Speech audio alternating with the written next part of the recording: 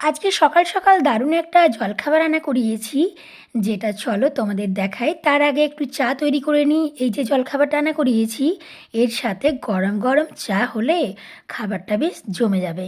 গরম গরম বেশ পুরো এক কাপ চা ঠান্ডার দিনে দারুণ হবে বলো। চলো এবার কি রান্না করিয়েছি সেটা তোমাদের দেখাই। এখানে রয়েছে গরম গরম কচুরি। এবার চলো গরম গরম কচুরিগুলো প্লেটে ঢেলে নিই। আমাদের এখানে কচুরির দাম নেয় এক একটা 7 টাকা করে, মানে 7 রুপিস। আর তোমাদের ওখানে এক একটা কচুরির কত দাম নেয়? আর এই কচুরিগুলো আনা করিয়েছি রাজবাড়ি মোড় থেকে। প্লেটে সুন্দর করে ফুলের মতো কচুরিগুলো সাজিয়ে নিয়েছি। এবার চলো তরকারিগুলো ঢেলে নিই। এখানে 2 প্লাস্টিক তরকারি দিয়েছে। শুধু কি কচুরি তাই নয়, আরও একটা খাবার আছে, যেটা কিনা অনেকেরই পছন্দের। সেই খাবারটা হচ্ছে মিষ্টি মিষ্টি খাবার। চলো তরকারিটা প্রথমে ঢেলে নিই, তারপর দেখাচ্ছি কী এনেছি। তরকারির প্লাস্টিকটা আমি খুলতে পারছিলাম না, সেই কারণে আমার বরকে বললাম খুলে দাও। ও এখানে প্লাস্টিকটা খুলে নিয়ে তারপর কিন্তু বাটিতে ঢেলে দিয়েছে। এবার চলো মিষ্টি মিষ্টি জিনিসটা কী আছে সেটা দেখাই। দেখো তো এই খাবারটা তোমাদের পছন্দ হয় কি না।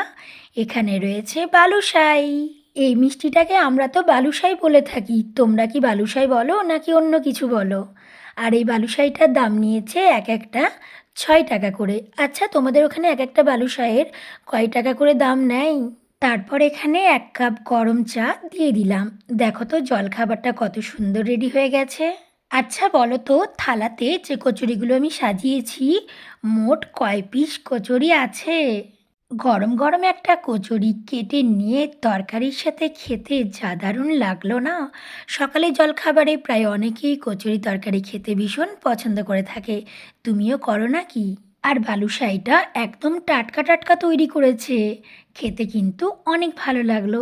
আর গরম গরম চাটার কথা কি বলবো, এই চাটা না হলে না খাবারটাই অসম্পূর্ণ থেকে যেত।